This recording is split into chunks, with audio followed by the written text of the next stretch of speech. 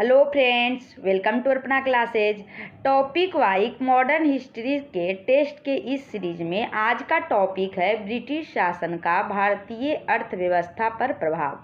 भारतीय अर्थव्यवस्था पर ब्रिटिश शासन का क्या प्रभाव पड़ा है, यही आज हम लोग का टॉपिक है। और इससे जितने भी महत्वपूर्ण क्वेश्चन बन सकते हैं सारे इस सेशन में हम लोग डिस्कस करेंगे, जो आने वाले सभी एग्जाम की दृष्टि से काफ़ी महत्वपूर्ण साबित होगा। तो सारे क्वेश्चंस को ध्यान से देखिएगा। तो चलिए इस सेशन को शुरू करते हैं।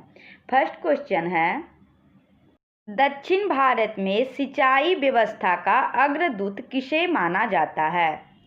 दक्षिण भारत में सिंचाई व्यवस्था का अग्रदूत किसे माना जाता है? ऑप्शंस हैं सर आर्थर कॉटन को, या कर्नल बेयर्ड स्मिथ को, या कर्नल रॉबर्ट स्मिथ को, या इनमें से कोई नहीं। इस क्वेश्चन का सही जवाब होगा ऑप्शन ए, सर आर्थर कॉटन को। दक्षिण भारत में सिंचाई व्यवस्था का अग्रदूत सर आर्थर कॉटन को माना जाता है। तो सर आर्थर कॉटन के विषय में कुछ तथ्य महत्वपूर्ण है कि सर आर्थर कॉटन यह एक ब्रिटिश सिंचाई अभियंता थे। वे एक सिंचाई विभाग के इंजीनियर थे और उन्होंने दक्षिण भारतीय राज्यों के सिंचाई व्यवस्था में काफ़ी अच्छा काम किया था, काफ़ी सराहनीय काम किया था। सर आर्थर कॉटन एक सिंचाई विभाग के इंजीनियर थे जिन्होंने दक्षिण भारतीय राज्यों के सिंचाई व्यवस्था में सराहनीय काम किए थे। इसीलिए उन्हें क्या कहा जाता है? दक्षिण भारत में सिंचाई व्यवस्था का अग्रदूत कहा जाता है। नेक्स्ट क्वेश्चन है, किसने यह विचार किया था कि भारत में ब्रिटिश आर्थिक नीति घिनौनी है? किसका यह कथन था कि भारत में ब्रिटिश आर्थिक नीति घिनौनी है? ऑप्शंस हैं बीजी तिलक का, या दादा भाई नौरोजी का, या कार्ल मार्क्स का, या एडम स्मिथ का। यह विचार किसका था? इस क्वेश्चन का सही जवाब होगा ऑप्शन सी, कार्ल मार्क्स का। कार्ल मार्क्स ने यह विचार दिया था कि भारत में जो ब्रिटिश आर्थिक नीति चल रही है वह घिनौनी है। नेक्स्ट क्वेश्चन है, ब्रिटिश हाउस ऑफ कॉमन्स में चुने जाने वाले दादा भाई नौरोजी प्रथम भारतीय थे। ब्रिटिश हाउस ऑफ कॉमन्स में चुने जाने वाले दादा भाई नौरोजी प्रथम भारतीय थे और उन्होंने इस दल के टिकट से चुनाव लड़ा था। किस दल के टिकट से चुनाव लड़ा था? उदारवादी दल, या मजदूर दल, या कंजर्वेटिव दल, या साम्यवादी दल। इस क्वेश्चन का सही जवाब होगा ऑप्शन ए, उदारवादी दल से। उन्होंने उदारवादी दल से टिकट पर चुनाव लड़ा था। तो दादा भाई नौरोजी के विषय में मुख्य तथ्य को देख लेते हैं। दादा भाई नौरोजी 1865 ईस्वी में WC बनर्जी के साथ मिलकर लंदन इंडिया सोसाइटी का गठन किया था। 1865 ईस्वी में किसका गठन किया था? लंदन इंडिया सोसाइटी का, WC बनर्जी के साथ मिलकर। और WC बनर्जी कौन थे? इनके बारे में तथ्य आना चाहिए। WC बनर्जी कांग्रेस के प्रथम अधिवेशन के अध्यक्ष थे और इसका जो सोसाइटी का गठन किया गया था, इसका मुख्य कार्य था भारत के दुख दर्दों का प्रसार करना। इसका मुख्य उद्देश्य क्या था इस सोसाइटी का? भारत का जो दुख दर्द था उसी को प्रसार करना था। और 1892 ईस्वी में लिबरल पार्टी के टिकट पर ब्रिटिश हाउस ऑफ कॉमन्स में चुने वाले वे पहले भारतीय थे। दादा भाई नौरोजी 1892 ईस्वी में लिबरल पार्टी के टिकट पर ब्रिटिश हाउस ऑफ कॉमन्स में चुने जाने वाले पहले भारतीय थे और उन्होंने अपनी पुस्तक poverty and un British rule in India में स्पष्ट रूप से ब्रिटिश शासन के दौरान भारत की आर्थिक दुरावस्था का प्रकाश डाला है। Poverty and un British rule in India में क्या किया है दादा भाई नौरोजी ने? ब्रिटिश शासन के दौरान जो भारत में आर्थिक दुर्व्यवस्था थी उसका स्पष्ट रूप से इस बुक में प्रकाश डाला है।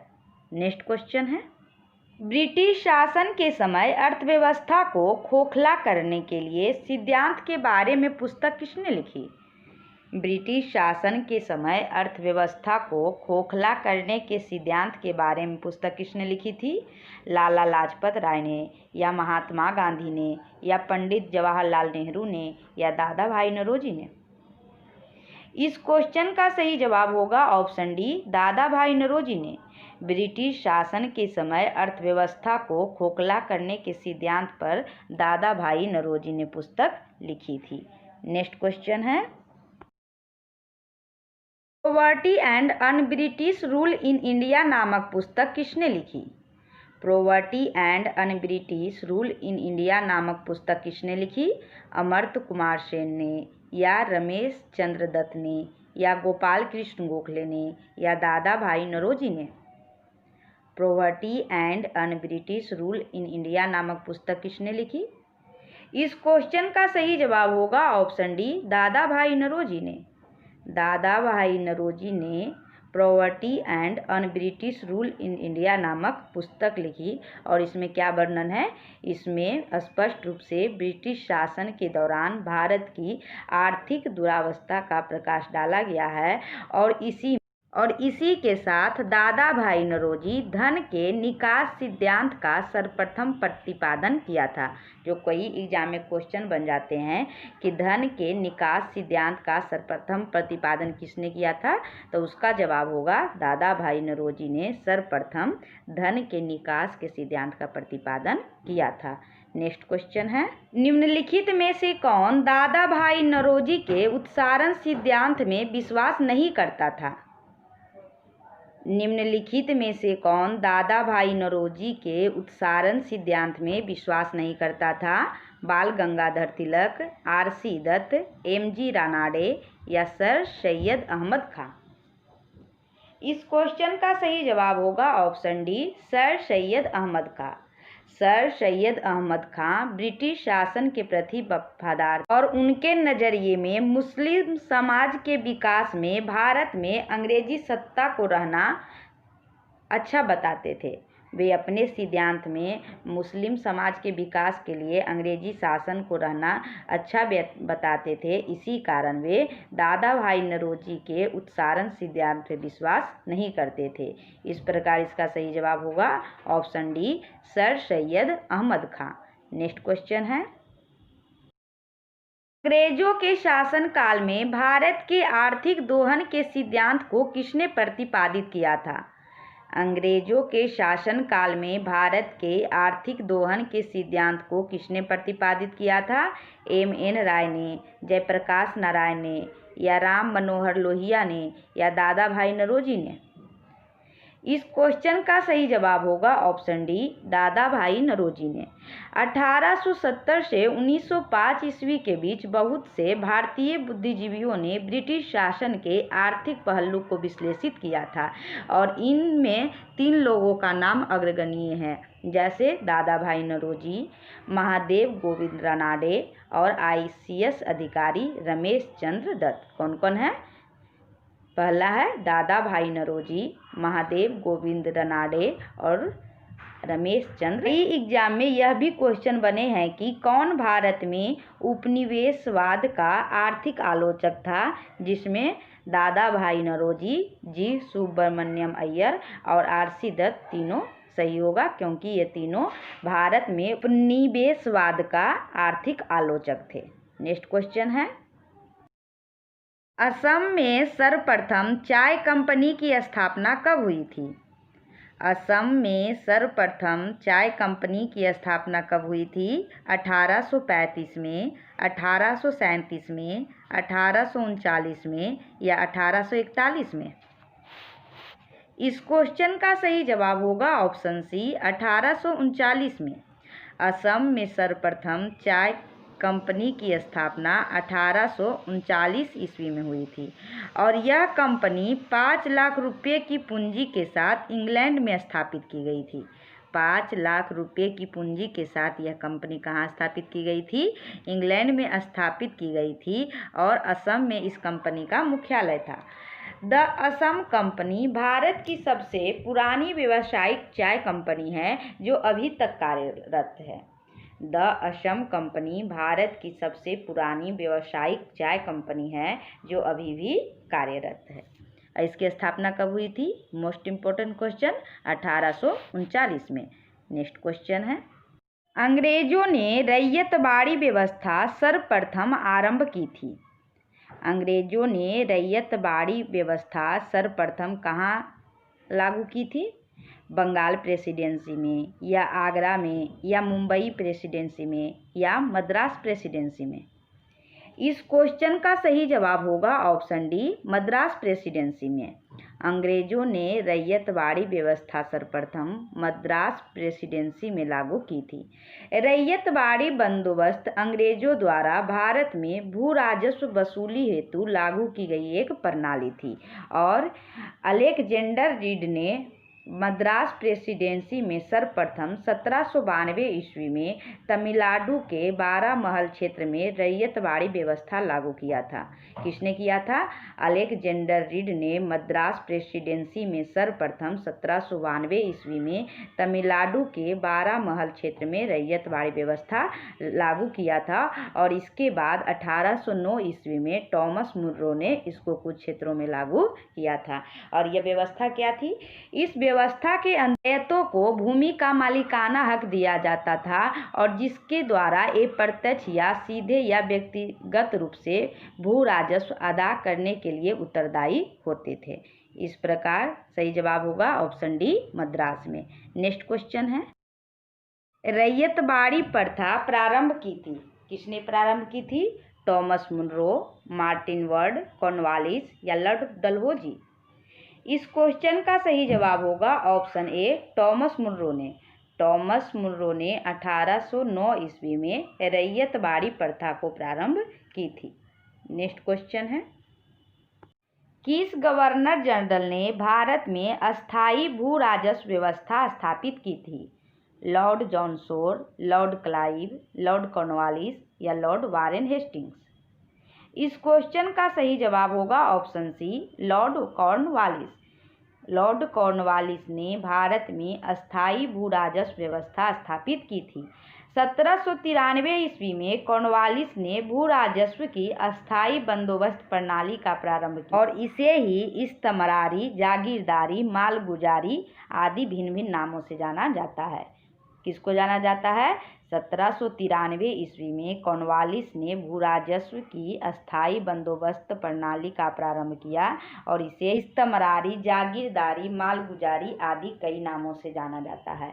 अस्थायी भू राजस्व व्यवस्था को ही इस्तमरारी, जागीरदारी और मालगुजारी कई नामों से जाना जाता है और यह व्यवस्था मूल रूप से बंगाल, बिहार, उड़ीसा, उत्तर प्रदेश आदि क्षेत्रों में लागू की गई थी और इसके अंतर्गत समूचे ब्रिटिश भारत के क्षेत्रफल का लगभग 19% हिस्सा शामिल था, जो कई एग्जाम में क्वेश्चन बन जाता है। अस्थायी बंदोबस्त के अंतर्गत 19% हिस्सा ब्रिटिश भारत के क्षेत्र में शामिल था। नेक्स्ट क्वेश्चन है, लॉर्ड कॉर्नवालिस ने अस्थायी बंदोबस्त लागू किया था? कब किया था?